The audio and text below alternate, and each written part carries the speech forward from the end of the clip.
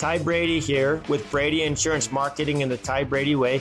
As a successful entrepreneur myself, I'm passionate in helping other entrepreneurs do the same as they rise from rags to riches and get inspired each week on the stories they tell here at the Ty Brady Way.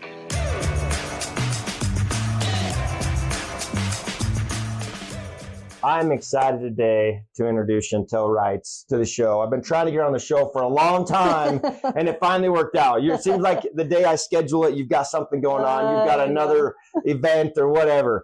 But I'm glad you're on the show today. And, for the people that don't know, the podcast show is interviewing other successful entrepreneurs in their space and what they do. And I know you've done a lot in that space, but I really want to get today, why do you do what you do? But what have you done and where you're at today? Let's let the audience know about that. I'm like, which part? Yeah, let's start at the beginning. Well, I know you have a Pilates studio, is that what you call it? Bar studio. A bar studio. Yep. Yeah. So you have that, but Yep. Then I've seen a lot of things where you're trying to inspire mostly women, I think, in being better, doing better. Yeah, absolutely. So it did start out with my bar studio. I've had that almost 11 years. This will be my 11th anniversary. And really just started to dive into ways that how could I help people further their journey? And, fitness wound up being what I wasn't expecting was it really wound up being kind of an entry point for people that were healing themselves and healing their bodies and their traumas and different things. And so I got a lot of people in my sphere that were in this just realm of trying to figure out who they were and heal some past hurts. And so I kind of dove a little further into that as, how can I better support them and help them on their journey? So that was kind of the start of all of my craziness. All your crazy. Yeah. I love it because we all have trauma, right? Yeah. And it's, some people I think use it as an excuse to say that I behave this way because of this, but there's ways to get past it, right? Absolutely. So you go from a bar studio. So what are you doing now? Since you've transitioned, you did the physical portion of it. Like, let's get our bodies healthy, Now what are you doing? So I work a lot in the retreat space. That has been a big thing for me to be able to pour into people and get them in a space one-on-one, or not necessarily one-on-one, but in a group where they're in a different environment, in a different area, where they can really kind of pull themselves out of the day-to-day life and have some time to really hone in and focus on the things that they're working on. So I love doing retreats. For me, that's a really great space. I've since also, I do a lot of workshops and things like that. I've gotten certified in firewalking. So I do a lot of really more intense kind of workshops locally that I can get in with people and do some really good transformation work really quickly. And then I also do a lot of coaching, one-on-one and group coaching, things like that, where we're working on, accountability or mindset or different things like that we can kind of dive a little further. It's so critical and important these days, I believe, as people don't take time to just pause and be like, okay, but I know that you've done some retreats and it gets these people out of their comfort zone. And I think you put them in uncomfortable positions on purpose, right? Absolutely. So, would you have a client that's or not a client, someone that comes to you, how do you get them to do a firewalk? I've never done it, but haven't you walked on glass too? Yeah, glass walking. You've done a few things with me, like the rebar bending and some things like that. So a lot of the time, I honestly don't tell people what's coming up for the agenda. Firewalking, I think, is when they sign up for the event and it's pretty well known. But glass walking and some of these other things, when they come to one of my events, they don't necessarily know that that's on the agenda. So and there's pros and cons to that. If they know what's coming, they, might talk themselves out of it. But just by being there, spur of the moment, and just engaging with that fear that comes to the surface, especially right when they find out what's happening.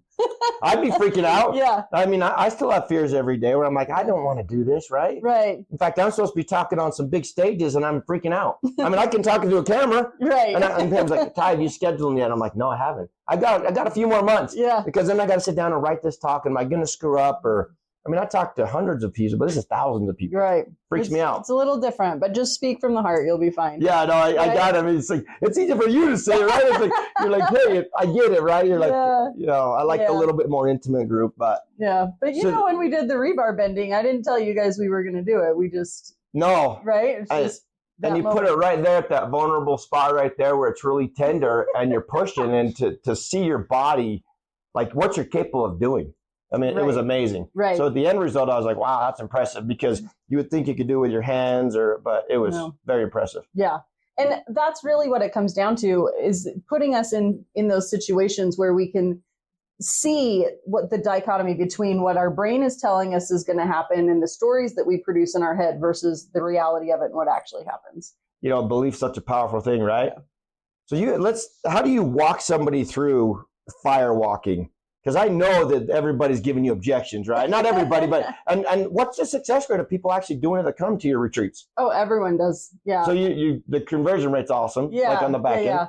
I rarely have somebody that opts out of it. And truthfully, once you go through the process, and the firewalk is actually a 2 to 3 hour process in itself. Oh. And there's a lot of interaction with the fire and there's process that I walk through, some breath work, some meditations, some different things that we do as the fire is progressing, and because we light the fire, and then while it's burning down and getting ready, there's things that we do. And so by the time that it's actually walking time, it's really gotten to a point where they've created a relationship with the fire, and they've gone through a process that they're ready to tackle whatever it is they've decided to do. How hot is it? It's hot. Yeah. And is it a fast walk, like a sprint, or is it just slow and steady? Well, it's kind of up to the person walking. I recommend walking just slightly faster than you would a normal walking pace, but you don't want to run, because if you trip and fall, then that's really a problem. But it's really just slightly faster than a regular walking pace. Well, I've been in like Arizona. It's 105 outside, and that asphalt's really hot, especially around the pool. Mm-hmm. I mean, is it that hot? Oh yeah. I mean, it's holes. It can be way hot, and even if we get a gust of wind that comes through, it can up the temperature 500 to 1,000 degrees. Woo! Yeah. So it's hot. It's fire coals. But I can. On the back end, the people that do it, I bet they're like the sense of accomplishment, like winning. Mm-hmm. You know, that fear didn't overtake you. That fear didn't control you. And on the end, I'm sure they've got to be like a hit of, was it dopamine that hits them, right? They've done this, crazy thing, right? Yeah. I don't know word for it. I mean, they just, you get them cheering, and they're all. It's definitely a sense of accomplishment. And, it depends on the tone that we're setting with the group too. I've even done silent fire walks where we all walk in silence. Oh. And there's there's a different spiritual effect there as well. So it just really depends on the group and what the purpose is. Does fire walking go along the lines, I've heard, like shock your body. They talk about, fasting, right? That's a way to shock your body. High intensity exercise. And then the other one is shock your body with a cold shower. You think is it along that lines? There's some really cool things that can happen with firewalks that I've recognized. If any of my clients get any marks or what we call kisses on their feet, I always recommend that they check like a reflexology chart to see how it coordinates. And there could potentially be something health-wise going on in the body that's reflective in where we get the marks on our feet. So like if you had a sore, or like it's more red in one area, just look at a reflexology chart and be like, hey, that's related to my liver or my back or whatever. Right. Okay. Like I tend to semi-frequently, I'll get marks where my kidneys are reflective in my reflexology chart. And oddly enough, I only have one kidney. So like that one tends to be mine that's the most prominent. If I get a mark, it's usually in my spot of the kidney. How long does that last? Couple hours maybe? Or yeah, like usually by the next morning, like you can't even feel it. It's gone by the next morning. When I was really sick and they were trying to figure out what's wrong with me, I had somebody do a foot zone with me. Mm-hmm. And there was two things. It was basically my guts, basically my innards, whatever that is. What do we call that? Intestines. My intestine, something going on there. And then, there were some other sensitivities, but that was the main portion. And so I told the doctor, but it took a while for them to diagnose, because the doctor was like, hey, we think it's this. So they treat it. And then it was a stage. And I think my wife was ready to kill the doctor, so they figured it out. But it was a wild ride. So you go from, you have this successful bar studio. Mm-hmm. Now you're doing retreats. What's next? I always have a few things up my sleeve. Yeah. Definitely. I'm definitely growing my coaching program and working with things like that. I do a lot of public speaking. I do a lot of presentations. So that stuff's all really up my alley. And it's really just figuring out, a few years ago, I really had to take a look at my life and say, what do I love and what do I not love? And why am I not just living in this space of having the life that I want? Sure. And so that's really when I shifted more into travel and retreats, because I do love that so much.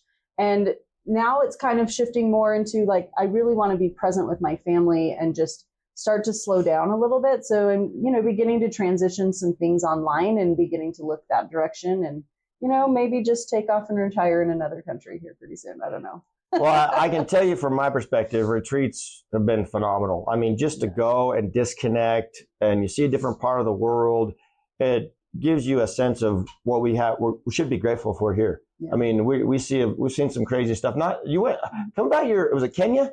Yeah, we did. Tell me about Kenya with your retreat. I didn't get to go on that one, but tell me about that, because I think when you come back from something like that, you're like, wow. I mean, they don't have running water. Yeah.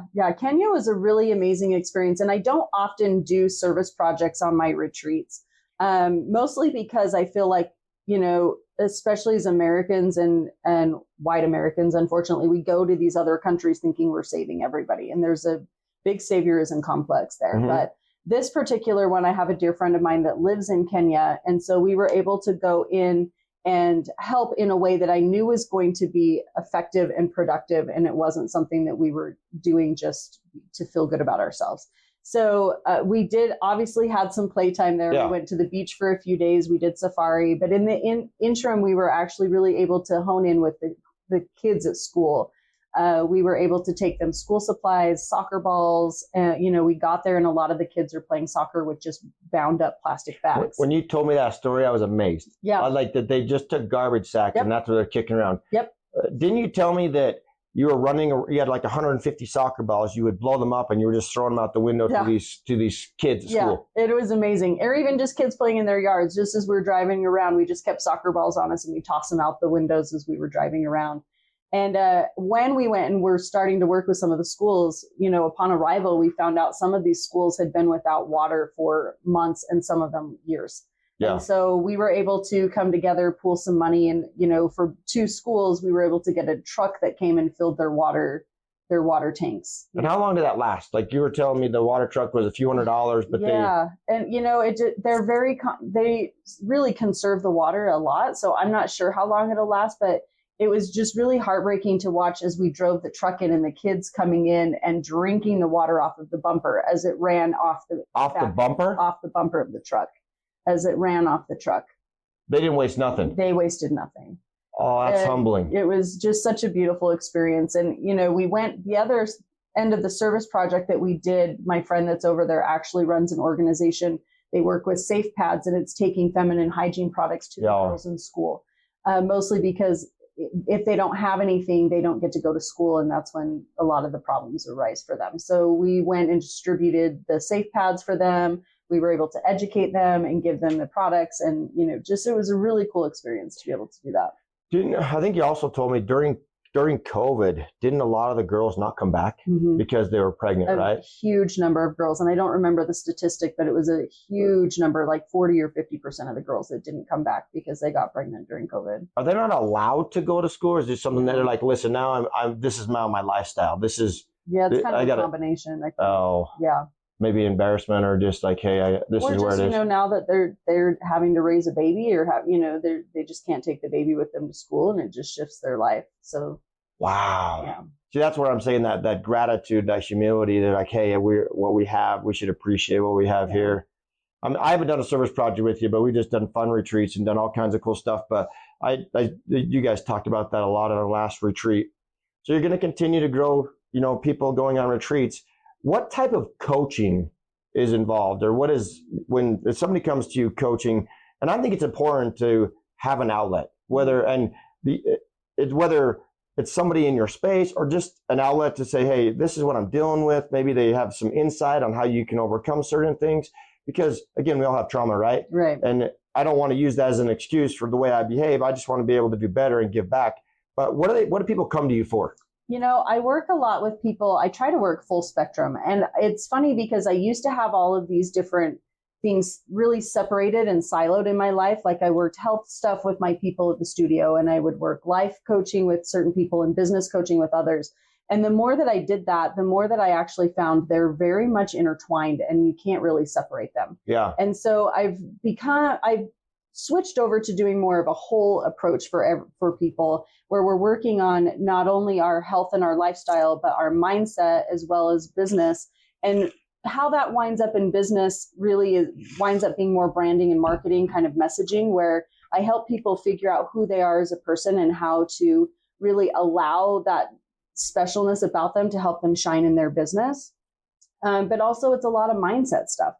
We all kind of wind up with those same stories and those same things in our heads that keep us holding back from really stepping into who we can become. Mm-hmm. And so everything's really just integrated. And so I've just kind of learned to pull it all together and just bring my clients in, and depending on what they need and where they're struggling, I just customize what they, my package for them. So it's a full thing. It's spiritual, mental, spiritual, mental, physical, social, business, all of those things in one. I often hear people say, your cup has to be full before you can pour in anyone else's cup. And then you have to be right before you go out and help somebody. And I mean, I look at it in business because I have a lot of people across the country, and I deal with, they're dealing with divorce. They're dealing with, not being able to pay their bill for the week. And it's talking them through, it's all right. You can get through this, but they want something better. Yeah. They want, and that's what's important. They have to want something better, because if they don't want it better, then I can't really do anything for them. Exactly. And honestly, I've offended some people because I told them, I said, the only thing I can tell you to do is get off the couch. Yeah. Go for a walk. Do something. You got to move and change your state. Absolutely. Yeah. And, that's the thing of it. There is no separation, right? Like you just said, you have agents and people dealing with divorce or whatever, right? That's your life stuff. Mm-hmm. It bleeds into business. It bleeds into your health. And until we can take an approach where we look at all aspects, we're never going to make a dent in any of it.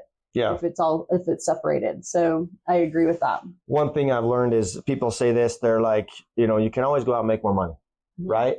But you can't, the choices you make today in your health, you only have one body. Right. And you've got to make sure you're doing the right things today, because, my wife says, I want to live till I'm 120. And now that, who else? I was listening to someone else, they said, hey, I have this financial stability. I want to live as long as I can. Yeah. So they're doing things to live a better, healthier life. Absolutely. And then any last things you'd like to leave with the audience, how they would get a hold of you, anything like that? Yeah. So I can be found pretty much all social media platforms. Yeah. My Instagram handle is the Misfit Beauty Queen. And then also just my name, Shantel Reitz. You can Google me. I don't think there's any others, so it's pretty easy to find. Yeah. Yeah. It makes it nice. Yeah. Yep. And you're not a misfit, by the way. Well, I am in some ways. You have a strong personality, and it's great. Thank you. You are who you are, and you draw people that need you. Thank you. What about a story like how you've helped somebody from start to finish? Oh gosh, there's so many. Let me think. Pick a good one. I think that one of my greatest successes, honestly, I have tons of stories. There's many, right? Right. Where I could tell you, so-and-so tripled their business or whatever. But to me, I think the biggest wins are when my clients just start winning in the day-to-day. And it's the little things that maybe, they handled a situation a little bit better, or they were able to shift their mindset and pull themselves out of a dark space, those little things. Because truthfully, it's the little things that compound that wind up being the biggest wins. It's those little things, and then another little thing hits, and you're like, why am I so irritated right now? And you look back, you're like, it was because of this that was eating at me for months. Yeah. Right? You got to let it go. Yeah. And that's hard to do. My boy was telling me today, he had a little quabble with some boys at school. And I said, listen, are you right with the person you need to be? Yes. I said, if you're right with him, let everything else go. Yeah. If it doesn't, because if you keep festering and letting it allow, that negativity is easy to find. So don't let it ruin your day. Just go out. If you're right with the person you need to be and you're right with it, move on. Yeah. And it's hard because he still wants to go after the other side of it, right? Yeah. I'm like, it's not worth it. Well, it's totally not. And I think too, one of the biggest things for us is that, I actually have a little bit different on the view on the word spirituality. To me, spirituality is figuring out who you are as a person and stepping into your own divinity. And part of that is learning to, like you said, be okay with who you are. And like, if you're right here, then you're good. And it's learning to love the whole and not separating out parts of us and only loving this part or that part, but it's loving who we are as a whole. How do you encourage people to not listen to other people's opinion? Oh gosh, that's always the biggest. Or the judgment or comparison. Right. I mean, I think a lot of people are like, I don't care. People can hate me. I mean, I'm not for them. I know what I can do on the other side, but how do I try and, it's just, how do you tell people? You know, one of the biggest things I think that people start to realize, especially when we start looking at, you know, accountability, or I always encourage people, like, look, what are the things that you're avoiding in your life? And that's a really good window into some things that need to be healed or worked on. And oftentimes what I find is when we have a fear or we're not doing something right, every fear in the world when it comes to our accountability and our action comes back to that we're afraid of what other people will think of us. Yeah. Every time. And, you know, once you start breaking it down and you start to recognize that in your life, it's a little bit easier to let it go, because truthfully, it's stupid. Yeah. Right. Like, that's the dumbest thing to hold us back. Why would I not go out and be successful for my family? Because I'm worried about being too successful because Joe down the street might think I'm a prick or something. You know? No, you're right. You're right. And so it's like just being able to identify when that shows up so that we can start to look it in the face and say, okay, this is dumb, and I'm now going to step past it, instead of just continually letting it beat us. Yeah, those opinions I look at, or they do the comparison, right? Right. Or the other thing too is they want to circumvent the process. Yes. And I mean, you have to go through the process. And I was listening, one last story I'll tell is I listened to a guy that he sold his business for $2 billion, but it ruined his life because it was the process of him succeeding and getting to that point. But then after that, he started drinking, just went down a spiral, and it took him a long way to recover. His purpose, yeah, that's right. So and your purpose may change, right? Right. Absolutely. Right. I mean, you may have an immediate purpose today, and then it changes. Right. Well, and I think too, we get caught up in the idea that I have to have this huge purpose, or, you know, and it may not be that. And also having the grace that we're going to grow and change. Our life purpose is also going to grow and change. It's not something that's written on a headstone. So giving ourselves the freedom and the liberty to be able to move and flow with that is imperative.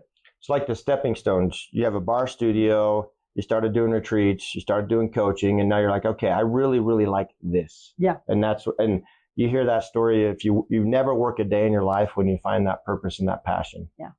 Wow. Chantel, thank you for being on the show today. I really appreciate it. And I'm glad I finally tracked you down after a few months.